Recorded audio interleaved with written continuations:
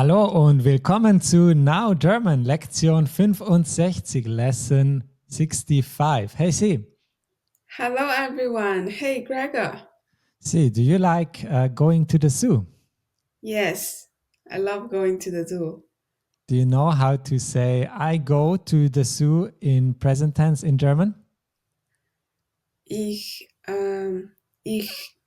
gehe in den Zoo. Yes, in German we say Zoo.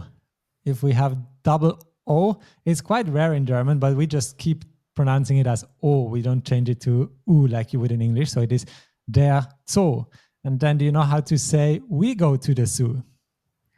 Wir gehen in den Zoo. Yes, and what we'll learn in this lesson is how to say that in perfect tense. And so that will be Wir sind in den Zoo gegangen. Can you repeat once? Wir sind in den Zoo gegangen. Yes, and what you see here is that in the two previous lessons, we always build the perfect tense with the verb haben.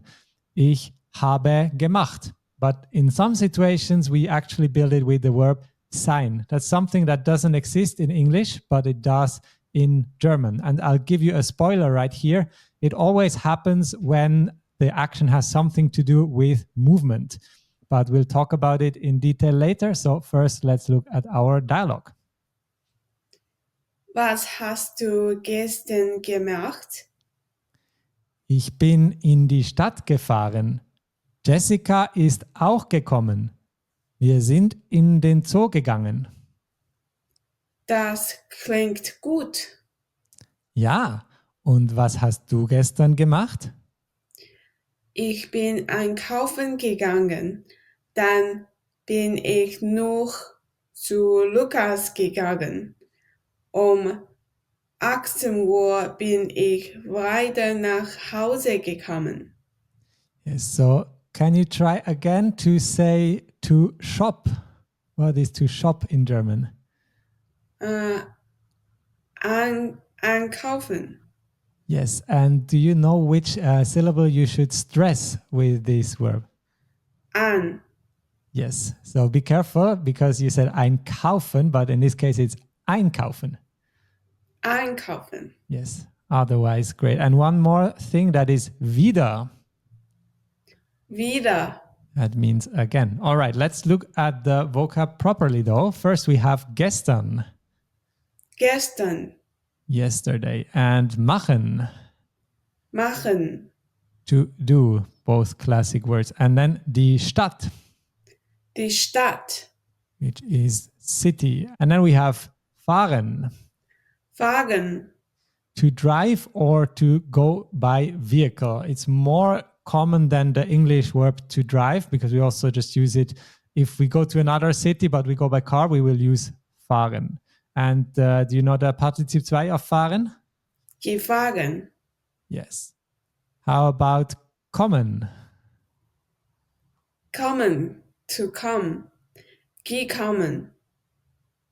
Yes, exactly. That is what it means and how to build the Partizip 2. That's great. And then we had a word that is in the title of this lesson, that is der Zoo.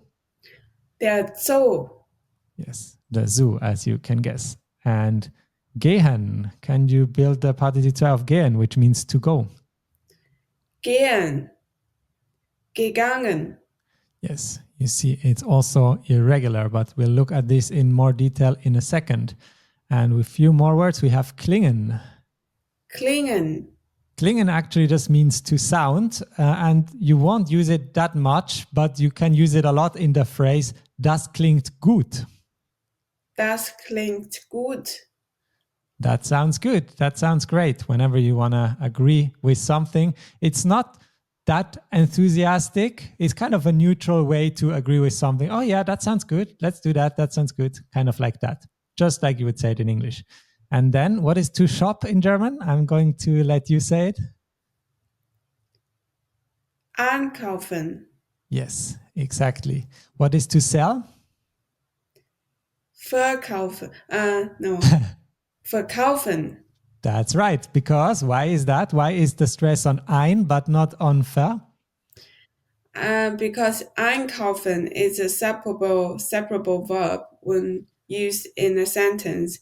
Ein and kaufen will be separated, so the stress, the emphasis will be on the separable ein. But verkaufen is not separable, so naturally it will focus on the later part. That's exactly right. And then we have dann.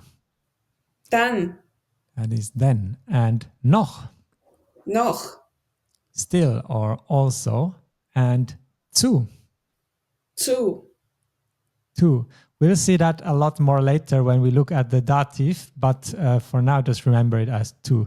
And then we have wieder, wieder, that is again. And lastly, nach Hause, nach Hause. home. All right. Anything difficult? No. Good. Then let's go look at the dialogue one more time. Was hast du gestern gemacht? Ich bin in die Stadt gefahren. Jessica ist auch gekommen. Wir sind in den Zoo gegangen. Das klingt gut. Ja, und was hast du gestern gemacht? Ich bin einkaufen gegangen. Dann bin ich noch zu Lukas gegangen. Und am 18 Uhr bin ich weiter nach Hause gekommen. What is again in German? Wieder. Yes, yes. It's apparently a bit of a trap. IE, always we pronounce it as E, like a long E, and you don't even need to say E. All right, then let's look at our grammar for today. And that is, of course, perfect with sign. So the first two verbs here, they are a review of what we did the last two lessons. First, machen, to do. Can you build the perfect with machen?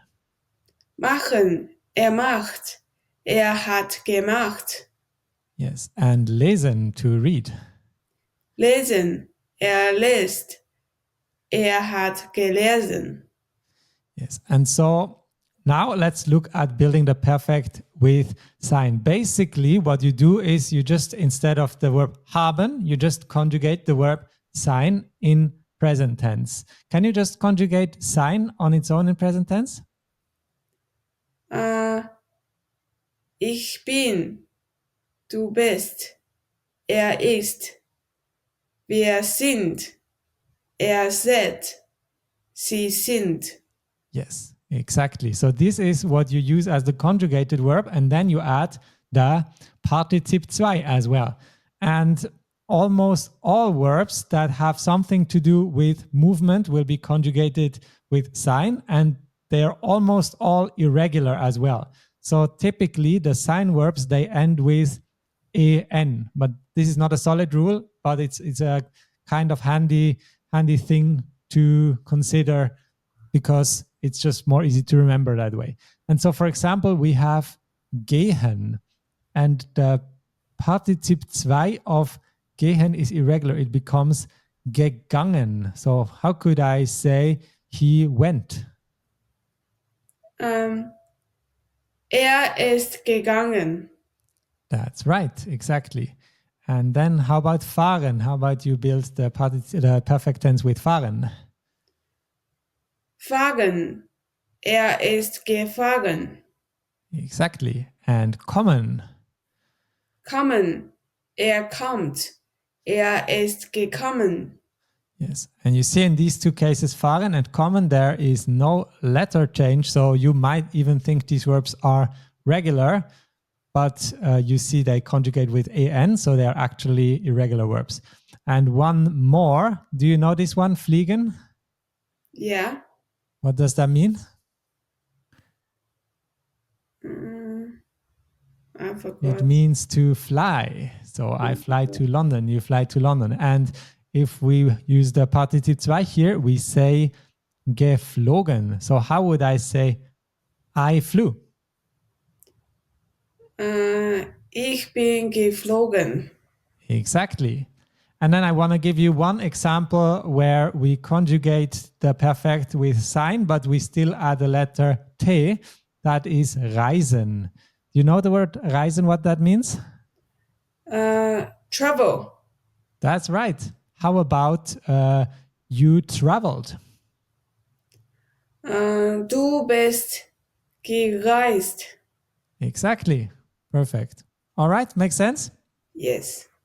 Okay. And by the way, it's good to just when you learn a verb, you also learn the perfect with the helping word. So you can, for example, remember gehen ist gegangen.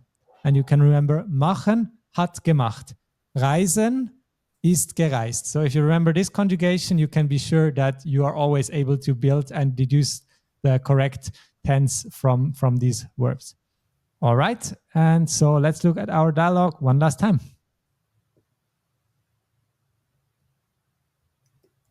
Was hast du gestern gemacht? Ich bin in die Stadt gefahren. Jessica ist auch gekommen. Wir sind in den Zoo gegangen. Das klingt gut. Ja, und was hast du gestern gemacht? Ich bin einkaufen gegangen.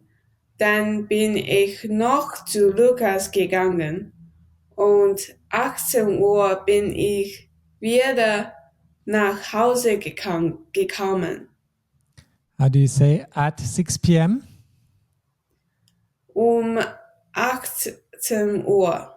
Yes, be careful you pronounce it and not und. What is the meaning of und? And. Yes, exactly. So I think it's just a small pronunciation issue. I think you know that it is So just keep these two words separate. And just one more reminder, einkaufen, the stress is on ein. I think you also know it, just in the context also, you need to be aware of it. All right, so that was this one. Wir sind in den Zoo gegangen. How could I say I went to London? Ich bin in London gegangen. Yeah, almost. You need to use a bit of a different proposition. We use nach. Ich bin nach London gegangen. How about you went to Switzerland? Du bist nach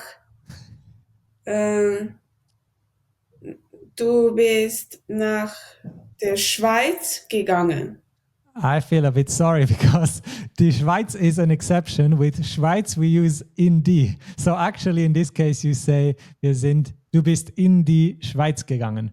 All right, we'll look at these prepositions in more detail, but the verb conjugation was perfect. And indeed, we're talking about the perfect tense. We have 5 more lessons coming up about the perfect tense. There is a lot more to learn, but these 3 lessons that we had so far are the core and the most important things. So if you can just do this correctly, you're already on the great way to talk about the past. All right, we'll see you in the next one. Cheers. Cheers.